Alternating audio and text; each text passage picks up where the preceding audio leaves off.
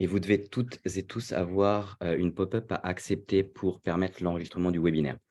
Donc, on va commencer par se présenter pour celles et ceux d'entre vous qui ne nous connaissent pas. Donc, je suis Ronan Lequéré, je suis directeur associé de l'agence de communication santé Meditop et nous sommes donc une agence qui ne travaillons que pour des acteurs du domaine de la santé. Et pour ma part, je suis du coup Charlotte Lanem, directrice associée avec Ronan de Meditop. Alors, on va rentrer dans le vif du sujet sur l'intelligence artificielle et le domaine de la santé. Mais avant, on va rappeler la définition de ce qu'est l'intelligence artificielle.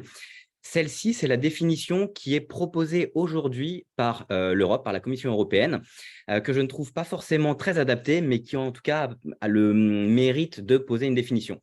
Donc, une intelligence artificielle, c'est un outil qui repose sur une machine qui va permettre de reproduire des comportements liés aux humains, ou en tout cas d'essayer de mimer des comportements liés à ceux que les humains peuvent faire, tels que le raisonnement, la planification et la créativité.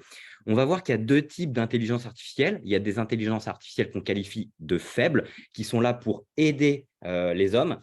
Et on a les intelligences artificielles qualifiées de fortes, qui sont là pour être capables de raisonner comme les humains et donc potentiellement de les supplanter. Et on verra justement ChatGPT qui est une intelligence artificielle qualifiée de forte. Quand on prend la définition de l'Europe, il y a un schéma qui est proposé qui, à mon sens, encore une fois, ne représente pas l'état de la réalité de ce que propose l'intelligence artificielle en 2023, puisqu'on fait souvent référence à des objets connectés qui capitalisent bien évidemment sur des algorithmes qui vont permettre d'automatiser certaines tâches, d'aider à détecter potentiellement des comportements qui vont nécessiter de générer des alertes de manière automatisée.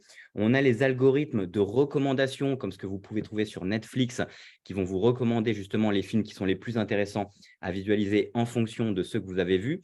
On a quand même des intelligences artificielles qui vont équiper des robots et on va voir qu'il y a justement un intérêt dans le domaine de la santé.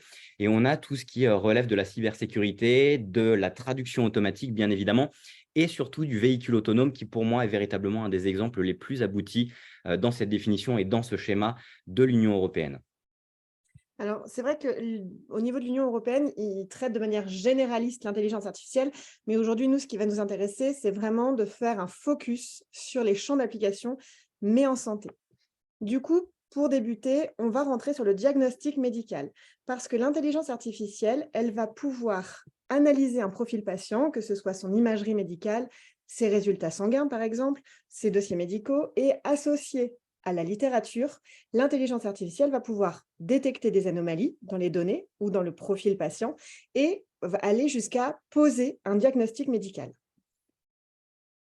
Donc, en fin de compte, l'exemple emblématique, c'est IBM Watson. Je pense que vous avez tous entendu parler de cette intelligence artificielle de IBM qui a été créée en 2014 et qui promettait véritablement de révolutionner le domaine de la santé en étant capable de faire des diagnostics. Alors, c'est la réalité, hein. Aujourd'hui, on réussit à faire des diagnostics. Et notamment parce qu'elle est capable d'analyser plus de 300 pages de données en une demi-seconde en cette langue.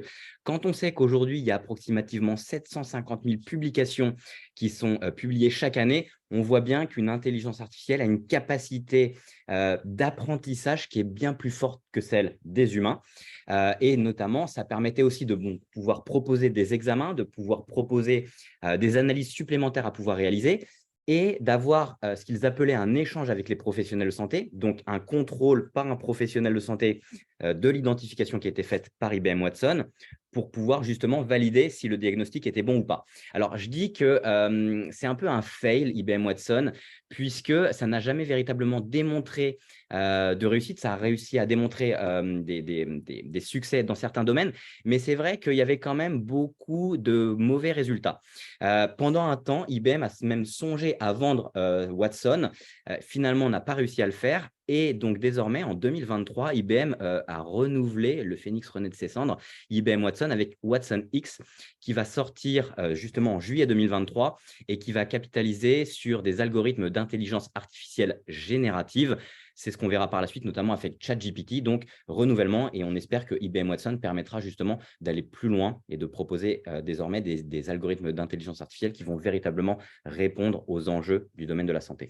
C'est vrai qu'une des problématiques justement de quand on pose un diagnostic, c'est que souvent l'intelligence artificielle va poser le diagnostic, mais ne va pas expliquer la manière, sa manière de réfléchir entre guillemets pour arriver à ce diagnostic-là.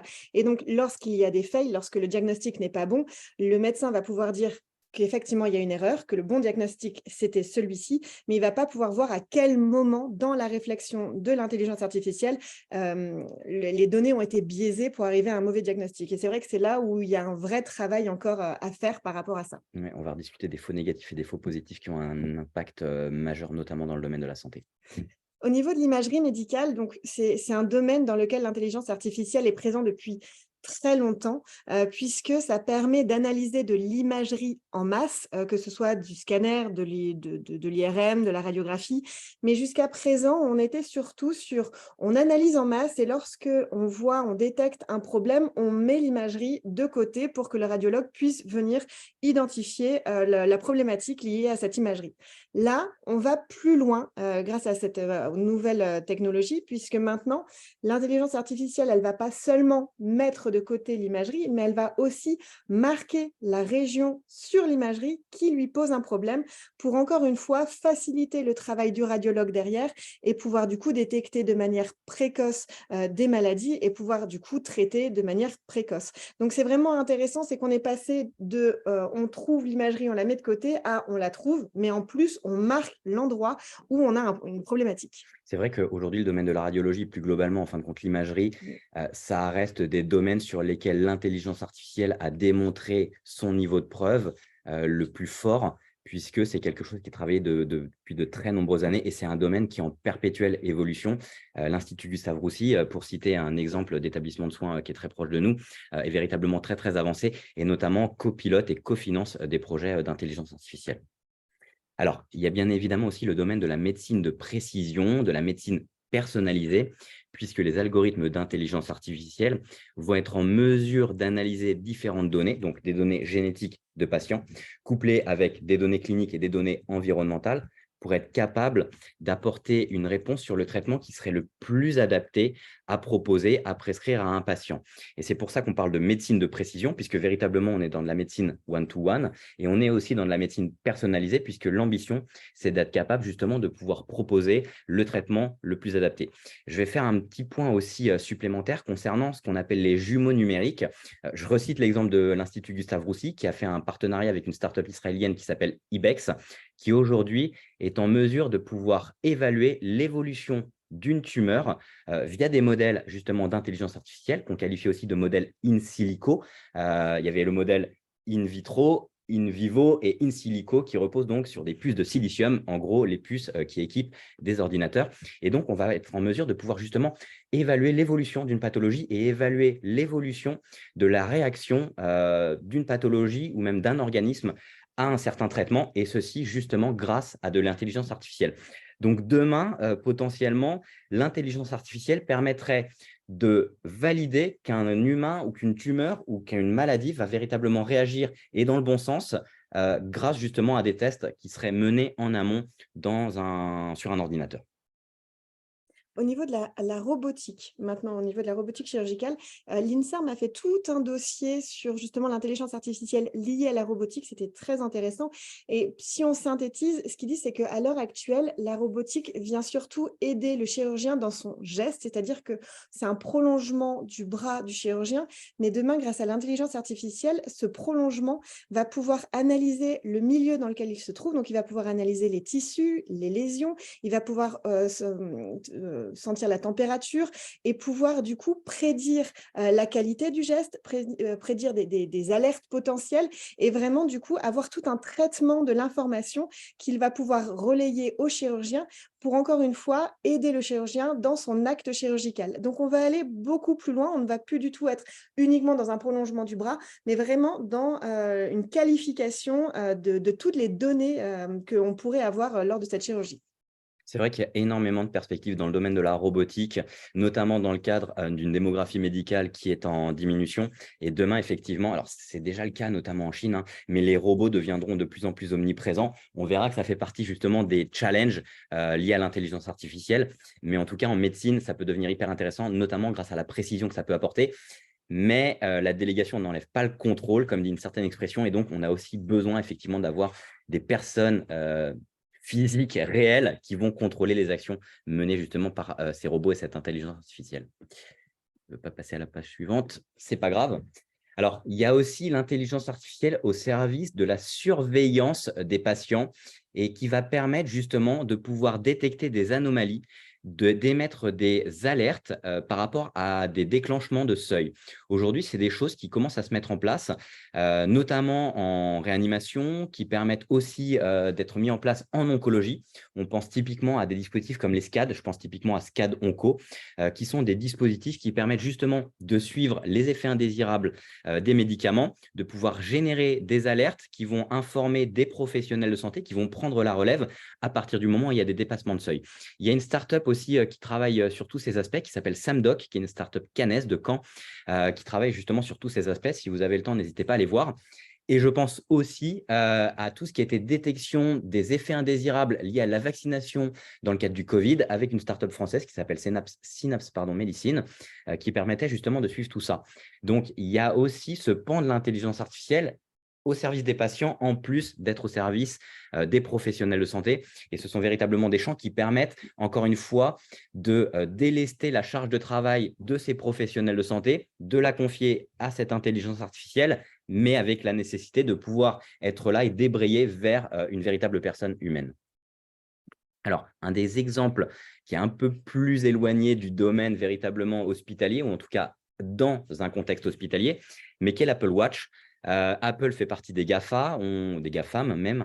On sait qu'ils ont véritablement des ambitions dans le domaine de l'intelligence artificielle et bien évidemment dans le domaine de la santé. Et l'Apple Watch, quand même, sa dernière version est un exemple assez probant de ce que des objets connectés du quotidien peuvent proposer, notamment au niveau cardiovasculaire, puisque aujourd'hui, l'Apple Watch est capable de réaliser un électrocardiogramme avec la possibilité d'identifier des arythmies, d'identifier justement une fréquence cardiaque et donc de pouvoir commencer à faire de la prévention pour que du grand public puisse évaluer s'ils ont des problèmes cardiovasculaires. Il y a d'autres aspects, c'est typiquement la saturation en oxygène, et désormais la détection des chutes ou la détection des accidents qui permettent de pouvoir gérer des appels d'urgence. Donc, c'est particulièrement intéressant chez les populations âgées ou chez les patients avec des pathologies neurodégénératives. Alors, au niveau aussi de la prévention des maladies, Ronan l'a un petit peu dit par rapport au Covid, par exemple, mais c'est vrai que l'intelligence artificielle va pouvoir analyser des données épidémiologiques et les associer à des données de capteurs de santé connectés pour pouvoir prédire des épidémies ou des flambées de maladies. C'est-à-dire que si, par exemple, l'intelligence artificielle identifie que dans tel secteur, on a plusieurs poussées de fièvre, par exemple, il va pouvoir essayer d'analyser par rapport à d'autres facteurs environnementaux pour essayer d'identifier s'il y a une épidémie, un risque d'épidémie, un risque de maladie dans ce secteur-là, et donc créer des alertes et encore une fois, notifier une personne physique. Et on insiste là-dessus parce que peu importe ce qu'on vous a donné comme domaine de prédilection de l'intelligence artificielle, on a toujours un humain qui est là pour vérifier et pour assister. C'est-à-dire que l'intelligence artificielle n'a pas pour vocation de vivre seule, elle a vraiment pour vocation d'aider un professionnel de santé dans son travail. On reviendra sur cet aspect dans la deuxième partie Les On défis. revient sur cette deuxième partie qui sont les défis de l'intelligence artificielle. Je fais juste une petite pause pour les personnes qui n'étaient pas là au début. Si tout à l'heure, on va faire une démonstration de ChatGPT. Si jamais vous avez des questions que vous souhaitez à lui poser, c'est un peu le moment. N'hésitez pas à nous les mettre dans le chat. On pourra les poser en direct tout à l'heure pour que vous puissiez voir la réponse qu'ils vous auraient apportée. Tout à fait. Alors, on a vu un petit peu les champs d'application de l'intelligence artificielle dans le domaine de la santé. On va parler des défis. Aujourd'hui, quand on parle d'intelligence artificielle, ça nécessite d'avoir des bases de données qui sont riches, qui sont bien qualifiées et qui vont permettre justement d'entraîner ces algorithmes d'intelligence artificielle sur des données suffisamment nombreuses et suffisamment bien qualifiées, donc catégorisées, pour être capable justement de pouvoir produire des résultats qui soient des résultats probants, légitimes.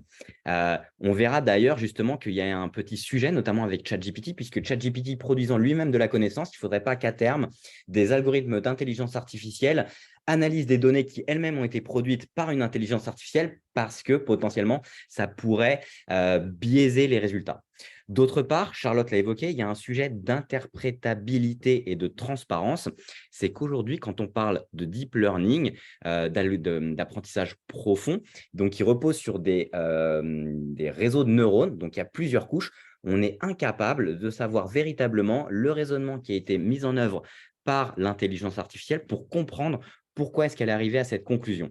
Et donc, il y a des enjeux éthiques qui sont la suite, qui sont de dire, OK, mais quand on fait une analyse, est-ce qu'on est capable de retrouver le raisonnement de l'intelligence artificielle pour valider que celui-ci était correct et que justement n'a pas été travaillé sur des données qui étaient fausses et qu'on est incapable de pouvoir l'expliquer. Et puis, il y a donc ce pan éthique et responsabilité qui est de valider déjà qui va être responsable. Est-ce qu'aujourd'hui, on peut définir que la faute repose sur une machine ou est-ce que la faute repose sur un humain? Et de l'humain, qui est le responsable? Est-ce que c'est la personne qui n'aurait pas interprété un résultat proposé par une machine ou est-ce que c'est le concepteur de l'algorithme de l'intelligence artificielle? Donc, il y a ces aspects-là qui rentrent en ligne de compte et sur lesquels, véritablement, il y a des réflexions qui sont menées au niveau européen, au niveau américain et par différentes instances, même au niveau national.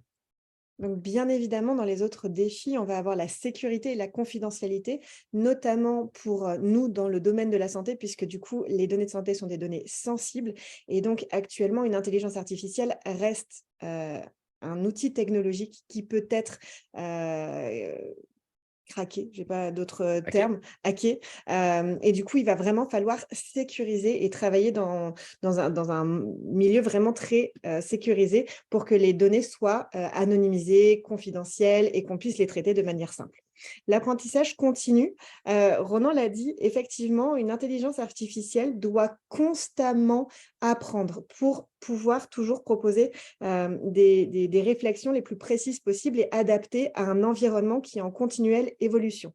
Donc, au même titre que ça, il va falloir du coup à chaque fois, qu'elle apprenne et comme l'a dit Ronan, si jamais elle apprend de contenus proposés par une autre intelligence artificielle, il risque à un moment donné d'y avoir des problèmes ou des erreurs, en tout cas, dans sa réflexion.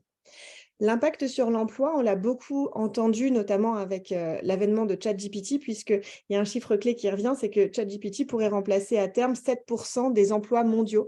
Alors, oui, en soi, si on reste sur la donnée, sur cette donnée-là, mais comme toute nouvelle technologie, c'est surtout que chaque emploi va devoir se réinventer pour travailler avec ChatGPT et avec l'intelligence artificielle de manière générale pour que cette intelligence artificielle fasse partie intégrante de la façon de travailler et ne vienne pas remplacer un emploi, mais bien le faire évoluer. Alors, il y a bien évidemment, on l'a évoqué, des réflexions qui sont menées au niveau national et au niveau international, donc en l'occurrence ici au niveau européen, puisqu'il y a la définition d'un nouveau règlement qui s'appellerait l'Artificial Intelligence Act, qui permettrait de encadrer l'usage et la commercialisation des dispositifs d'intelligence artificielle en fonction de catégories. Une première catégorie qui serait les dispositifs qui seraient purement et simplement interdits. Donc, tous les dispositifs qui viendraient à utiliser ou à exploiter la vulnérabilité de certaines personnes. Donc, on parle des personnes âgées, on parle des personnes les plus jeunes, les enfants notamment, et toutes les personnes qui ont, encore une fois, des pathologies neurodégénératives. Il y a tous les dispositifs qui viendraient utiliser des données biométriques pour pouvoir restreindre ou encadrer l'usage de certains accès dans la vie publique. Voilà, qui sont aussi potentiellement très proches de ce qu'on appelle les systèmes de score social. Vous avez peut-être entendu parler de cela, notamment en Chine, où des caméras analysent en permanence les personnes et qui permettent d'établir justement un score social pour pouvoir traquer et potentiellement appliquer des dispositifs répressifs à ces personnes. Et les techniques qui utilisent des intelligences artificielles pour diffuser des messages de manière subliminale, typiquement, des exemples concrets sont tout ce qui est domaine de la publicité qui pourrait amener les personnes à faire des actions puisque ça leur aurait été suggéré de manière subliminale. On a les systèmes qui sont considérés à haut risque et qui vont donc être soumis à une évaluation par les agences nationales avant mise en application. L'exemple le plus concret aujourd'hui, c'est le véhicule autonome, qui est un dispositif qui est considéré comme à très haut risque, puisque, encore une fois, on pourrait potentiellement renverser une personne. Qui est responsable? Est-ce que c'est l'intelligence artificielle? Est-ce que c'est la personne qui devait assurer le contrôle du véhicule? On a les systèmes à moyen risque qui peuvent être exploités, mais on devrait être en mesure de pouvoir expliquer le fonctionnement de l'intelligence artificielle. Et enfin, on a les systèmes qui sont autorisés, qui sont aujourd'hui tous les objets connectés du quotidien, donc qui sont souvent des dispositifs dont on dispose déjà ou qui sont des dispositifs qui existent déjà dans une forme plus traditionnelle dans laquelle on va pouvoir potentiellement amener des couches d'intelligence artificielle. Donc, actuellement, l'Europe est en créé un espace unique de la donnée de santé, qui a plusieurs objectifs. Le premier, c'est de vraiment faciliter l'accès aux données de santé pour toutes les personnes qui souhaitent travailler, innover dans le domaine de la santé et qui ont besoin de données entrantes. Donc ça, c'est vraiment un des points, c'est pour accélérer la recherche au niveau européen et l'innovation.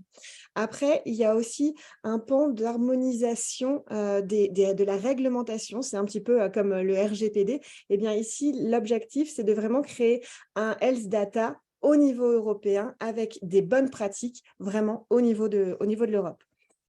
L'idée, c'est de permettre également à tous les États membres de proposer, à leurs concitoyens d'avoir un accès contrôlé et à leurs données de santé et de savoir comment aller exploiter. Donc il y a vraiment, comme vous le voyez, différentes réglementations qui se mettent en place.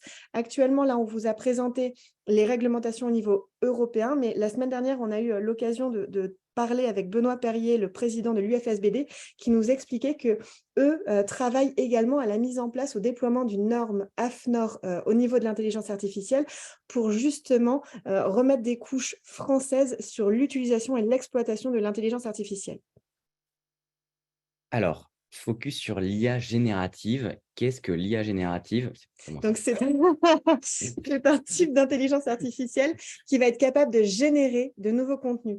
Du coup, par rapport à ce qu'on vous a présenté précédemment, on était beaucoup sur de l'analyse, c'est-à-dire qu'on leur donne de la matière entrante et l'intelligence artificielle va permettre de classer, de classifier, d'identifier une problématique, de marquer une image. Donc, on est vraiment sur plutôt des logiciels d'accompagnement. Là, l'intelligence artificielle générative va générer un contenu. Et c'est là toute la différence. Elle va pouvoir générer des images, des vidéos, de la musique, du texte, des modèles 3D. Donc, on va vraiment pouvoir lui faire apprendre et la faire générer des contenus en fonction de nos besoins. Et par rapport à ce qu'on a pu voir avant, donc dans tous les domaines de la santé, ça peut parfois être un petit peu loin de vous et de votre pratique quotidienne. L'intelligence générative, la différence, c'est que demain, vous souhaitez la mettre en place dans votre quotidien, eh ben, il n'y a aucune limite. C'est-à-dire que vous pouvez très facilement l'intégrer dans votre réflexion de plan strat, par exemple. Alors, justement, Il y a une slide avant. il y a une slide sur ChatGPT, excusez-moi. Donc, ChatGPT, c'est l'intelligence artificielle qui est développée par une société qui s'appelle OpenAI. Donc, ce sont des modèles GPT, qui signifie Generative Pre-trained Transformers. Donc, Transformers, c'est des algorithmes qui permettent d'analyser des bases de données, des ontologies, et justement de s'entraîner pour être capable d'identifier quand on a une séquence, quel est le mot qui doit être proposé dans la suite de cette séquence.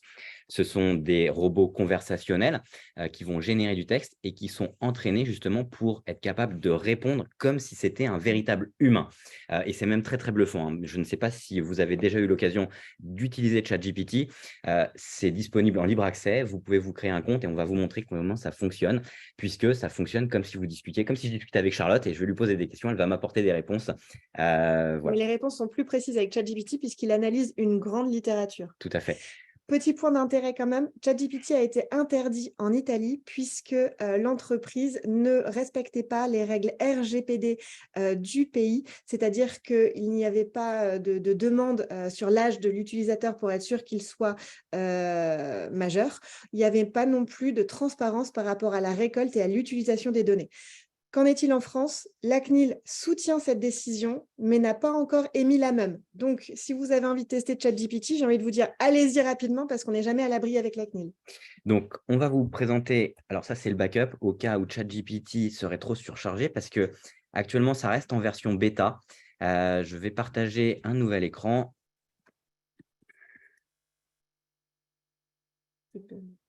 Pardon? Stopper peut-être pour trouver ton écran. Alors, on a eu une question dans le chat, donc on va pouvoir demander à ChatGPT de rédiger un article de qualité pour le grand public avec des sources scientifiques. Ah, Alors, alors, c'est très bien parce que comme merci ça, pour cet exemple. vous allez voir tous les faits et toutes les limites de ChatGPT. Est-ce que vous avez un thème spécifique sur votre article? CBD. Sur le CBD. Donc, un article de qualité pour le grand public avec des sources scientifiques. On va déjà commencer. Peux-tu rédiger un article scientifique sur le CBD? Et sur les sources, on va lui poser la question après. Alors, pour ceux qui n'ont pas déjà testé, je vous présente un petit peu. On a les mains levées, hein. Il est donc en train de générer un texte de qualité sur le CBD. Après, par exemple, là, on ne va pas vous lire en entier. On reviendra quand même pour montrer d'autres choses. Donc, vous avez dû voir, il propose un titre, il propose des intertitres, il propose des niveaux d'information, une conclusion. Donc, c'est assez intéressant. L'autre point, on a simplement dit CBD, il a compris de quoi on parlait, il a réussi du coup à le préciser avec le entre parenthèses, l'acronyme. Donc, on est vraiment sur un bon niveau. Tout à fait. Donc, j'en profite aussi, hein, cet article examine les propriétés pharmacologiques du CBD, les mécanismes d'action impliqués, les applications médicales actuelles et potentielles du composé. Donc, on a quand même un article qu'on pourrait quasiment exploiter sur un site internet, sur un article de blog, ou qui vous permettrait justement de commencer à vous dire qu'est-ce que je vais aller chercher comme information supplémentaire. Moi, j'ai plutôt envie de commencer à lui poser des questions sur pardon.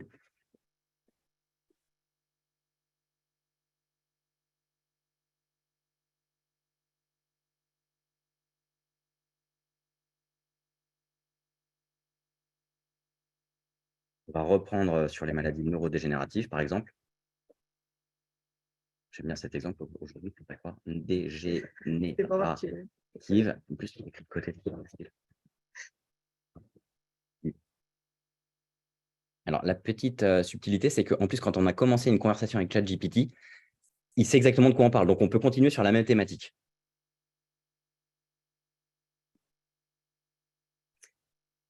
Donc, comme vous le voyez, c'est assez bluffant parce que c'est très rapide.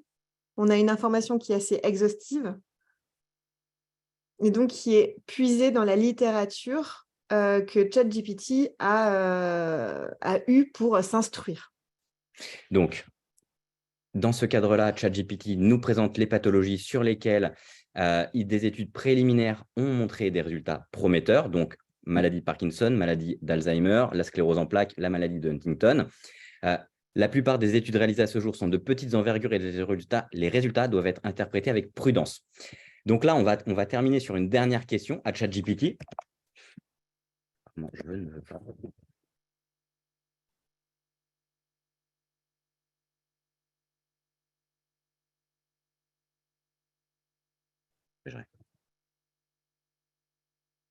Donc, je lui demande de me citer les sources.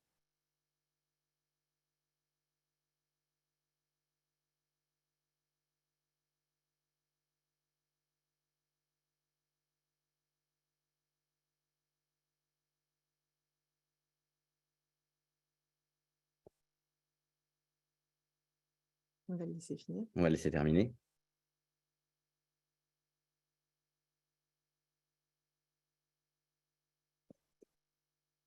Donc, il nous donne les sources. On va faire un test parce que j'aime bien. On va aller sur… Parce que donc, quand ChatGPT étudie la littérature, de temps en temps, comme là, vous allez le voir, la source est existante. Nous, on a poussé un petit peu l'exercice et le vice. Et de temps en temps, même pas, la plupart du temps, l'étude n'existe pas ou est mal relayée, ou tout simplement sur des pathologies qui sont assez poussées, par exemple en oncologie, en neurologie, on n'a pas les sources. C'est-à-dire que ChatGPT va nous répondre qu'il est désolé, mais que ça reste une intelligence artificielle générative et qu'il ne peut pas nous donner l'intégralité des sources qu'il a utilisées pour pouvoir travailler là-dessus. Alors, ça, c'était un autre exemple. Donc, cette étude, c'est la première qu'on a recherchée. Il nous dit que c'est des Gonzalez, Cuevas, Géal de 2018. Tout à fait. Ici, en fin de compte, on n'est pas sur le premier auteur, on est en 2015. Et ici, j'ai oublié le C, c'est peut-être pour ça qu'il ne l'a pas trouvé. Voilà. Et donc, parfois, ils ne trouvent pas les études. C'est-à-dire qu'on a des études qui nous sont restituées, mais on n'arrive pas à les retrouver. On n'arrive pas à remettre la main. Et donc, si on lui dit, je vais faire le dernier exemple.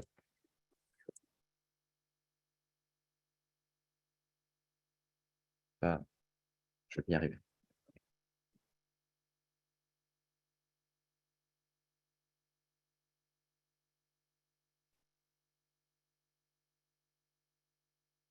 Alors, Ronan enlève les fautes, mais on peut laisser les fautes. ChatGPT comprend tout de même.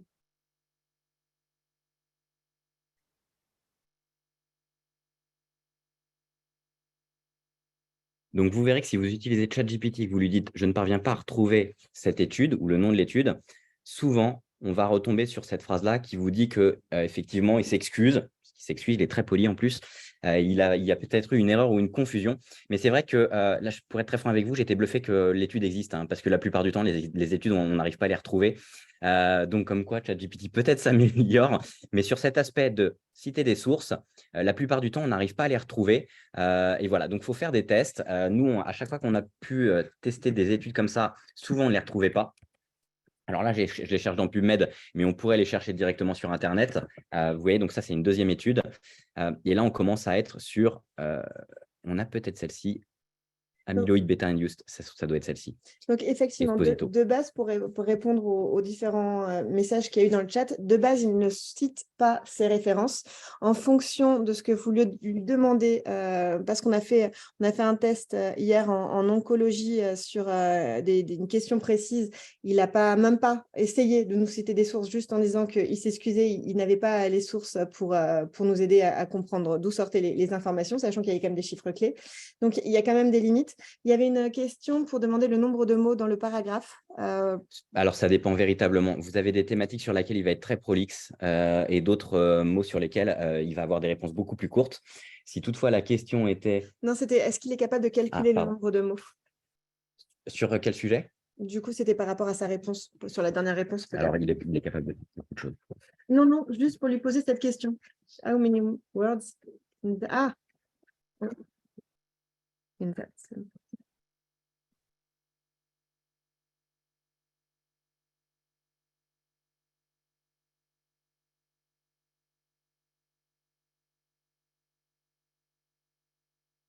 Voilà. Donc, il peut y répondre maintenant. Pour répondre, parce qu'apparemment, il y a quelques semaines, il n'était pas encore capable d'avoir une réponse juste. Il a appris Youpi. 1, 2, 3, 4. En fait, vous avez raison, il faut vérifier. Hein. Je vais vous montrer juste ça. Je vais lui demander de le traduire. Donc, là où vraiment, dans votre pratique quotidienne, il peut être intéressant, c'est, comme va le montrer Ronan, sur la traduction, parce qu'il a vraiment un niveau d'anglais qui est bien meilleur que DeepL, Google Traduction et tout ce que vous pourriez utiliser au quotidien. Donc, on est vraiment là-dessus. C'est vraiment une de ses capacités. Ensuite, la manière dont on peut travailler avec lui, c'est pour avoir des idées, avoir de l'input d'entrée, mais bien évidemment, il ne remplace pas, en tout cas encore, l'être humain, que ce soit pour tout ce qui va être référencement, sourcing, réflexion sur des titres clés. Par exemple, dans le cadre de podcast, on a été interrogé sur la création d'un thème autour de l'oncologie. Là, vous pouvez être sûr qu'il va être très terre à terre. Il n'y aura aucune réflexion de jeu de mots, de qualité de vie ou de vraiment la projection patient. Donc ça ne va pas être encore dans ses capacités. Donc il y a encore… Voilà, on le voit, hein, il y a encore quelques limites, mais comme on vient de le voir là, il apprend au quotidien. Donc, on ne sait pas demain de quoi il sera fait s'il est encore autorisé par la CNIL. Mais du coup, c'est assez intéressant parce que c'est vraiment une conversation, comme le disait Ronan, qu'on peut avoir avec lui. Après, dans une autre limite qu'on peut avoir, c'est que ChatGPT se base sur la littérature d'il y a quelques années. Donc, si par exemple, vous lui demandez c'est quoi le thème de la journée mondiale de la santé actuelle, ben, il va vous dire celle d'il y a 3 ans. Donc, il faut bien prendre ça aussi en compte parce que dans les études qu'il va pouvoir trouver, les études qu'il va pouvoir trouver vont toujours avoir quelques années de retard. Donc, s'il y a eu de nouvelles publications, il ne va pas vous les trouver, il ne va pas vous les chercher. Donc, encore une fois, il y a un accompagnement obligatoire qui est à faire par rapport à ça. Je réponds à la dernière question sur le chat.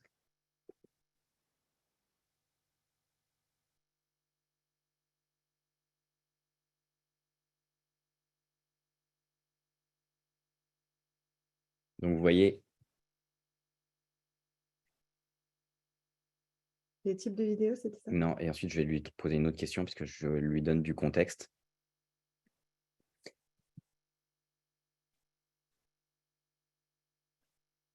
Les 35. J'ai vu.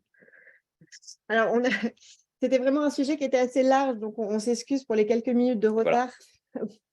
Donc, et là, on arrive effectivement aux limites, c'est-à-dire qu'il nous propose d'aller chercher sur Internet, mais lui-même n'est pas capable de trouver, puisqu'encore une fois, il analyse des quantités de données qui sont tellement importantes qu'il ne sait pas quelles sont les sources de ces données. Alors, on va clôturer. Tuc, tuc, tuc. Donc, simplement en conclusion, on voit que l'intelligence artificielle, elle est présente dans plusieurs domaines de la santé, des domaines qui sont encore loin de vous, mais qui là arrivent, entre guillemets, dans votre pratique quotidienne grâce à des intelligences génératives telles que ChatGPT, mais il y en a plusieurs autres. Et j'ai même envie de vous parler de Microsoft Copilot, qui est une intelligence artificielle que va mettre en place Microsoft pour vous permettre d'accélérer et de mieux gérer, entre guillemets, votre temps grâce à ces outils, en faisant, par exemple, en ouvrant PowerPoint, en lui demandant, peux-tu me créer 10 slides sur telle pathologie? Et lui va créer les 10 slides ou simplement sur Excel, on sélectionne les données et on lui demande d'analyser ou de trouver une problématique dans ces données et l'intelligence artificielle va pouvoir analyser les données et ça va vraiment faire un gain de temps. Et donc, encore une fois, pour terminer, l'intelligence artificielle, elle n'a pas pour but de remplacer, mais vraiment d'accompagner, d'aider, d'accélérer la réflexion d'un être humain. Donc, on ne va pas être remplacé, en tout cas tout de suite. L'idée, c'est vraiment plutôt là d'être beaucoup plus active, beaucoup plus rapide dans la manière de travailler. Alors, on va voir un petit peu pour pour celles et ceux d'entre vous qui ont encore quelques minutes, les messages qu'on a eu sur le chat. Je vois le dernier message de Ingrid. Merci Ingrid, effectivement. Vous avez raison, hein, c'est qu'aujourd'hui, il y a énormément d'opportunités, mais il faut être formé. D'ailleurs, on voit qu'il y a des formations qui sont dédiées justement à l'utilisation de ces intelligences artificielles génératives, que ce sont qu'il y a des recherches aussi de compétences de personnes qui maîtrisent véritablement la recherche sur ces IA génératives dans les entreprises, parce que ça reste quand même une compétence. Il faut savoir être capable. C'est-à-dire que ChatGPT n'est pas magique. Si vous ne savez pas ce que vous devez lui demander, il ne va pas vous apporter la bonne réponse. Donc, il faut déjà quand même avoir eu un travail préalable de réflexion pour savoir ce qu'on veut véritablement lui demander, lui donner énormément d'éléments de contexte, pouvoir orienter la recherche. Là, on a fait des recherches un petit peu à la volée, mais quand nous, on s'en sert pour pouvoir justement avoir des inputs sur certains éléments, il faut qu'on réfléchisse déjà en amont. Donc, ce qui se passe, c'est que souvent, on va déjà lire beaucoup de contenu pour être capable justement de savoir de quoi traite la thématique et de pouvoir aller plus loin en lui posant des questions supplémentaires qui permettent de compléter nos recherches. A-t-il des concurrents? Alors, il a énormément de concurrents, hein. Aujourd'hui, c'est celui dont on parle le plus parce qu'il y a une grosse évolution et qu'il est arrivé très rapidement, notamment aussi parce qu'il est sponsorisé encore une fois par Microsoft, qu'il équipe le moteur de recherche Bing, qu'il équipe Skype. Et donc, c'est celui dont on parle le plus. Mais aujourd'hui, il y a énormément de concurrents à ChatGPT, des solutions qui sont des solutions open source. ChatGPT existe dans une version gratuite, mais il y a aussi un abonnement payant. Il y a aussi des concurrents, notamment dans le domaine de l'image. La solution de génération d'intelligence artificielle générative d'images de OpenAI, la société de ChatGPT, c'est DALL-E. Il y a bien évidemment aussi Midjourney. Vous avez peut-être entendu parler de Midjourney avec les images du pape en doudoune blanche, les images de Emmanuel Macron en éboueur ou encore de Donald Trump arrêté. Donc, il y a énormément d'intelligence artificielle. Et justement, il y a des projets qui visent aussi à avoir des intelligences artificielles qui soient des intelligences artificielles françaises ou européennes pour essayer de contrecarrer les intelligences artificielles américaines et de respecter en plus la législation française et européenne. Et justement, pour finir, je finirai sur cette phrase de Benoît Perrier, toujours de l'UFSBD, qui disait en France et en Europe, on n'a souvent pas la technologie, mais on a la réglementation pour pouvoir encadrer la technologie qui vient d'ailleurs. Et c'était intéressant parce que c'était vraiment ça, son point, c'était que peu importe la technologie qui arrive jusqu'à nous, il faut qu'on sache l'encadrer avec de vraies réglementations, de vraies dispositions, et que c'est ça la force, entre guillemets, de la France et de l'Europe. Et donc, on vous a montré que quelques brides de réglementation qui sont en cours, mais quand on commence à fouiller, il y en a beaucoup qui sont en cours de réflexion. Je vous confirme qu'effectivement, il y a une question sur le chat. Les prochaines versions de ChatGPT seront plus performantes. Oui, c'est en amélioration continue et même ce qu'on peut attendre, c'est qu'elles soient plus up-to-date, puisque comme Charlotte l'évoquait, ça s'arrête en 2021 aujourd'hui, l'ontologie de ChatGPT, mais à terme, ce sera des données qui sont de plus en plus récentes. Je crois que ce n'est pas la source citée dans l'article. Oui, c'était pour C'était ma faute oui. d'orthographe. Écoutez, on vous remercie toutes et tous d'avoir assisté à ce dernier webinaire de la saison 2022-2023, comme on l'évoquait. N'hésitez pas à proposer sur la page qui est dédiée à l'inscription à nos webinaires des sujets d'intérêt que vous souhaiteriez que nous puissions couvrir sur ce format court. Alors d'habitude, c'est un format 9h, 9h30, on a débordé, on s'excuse. On vous remercie pour votre attention et votre participation. On vous souhaite un très bel été et on vous retrouve en septembre prochain. Bonne journée.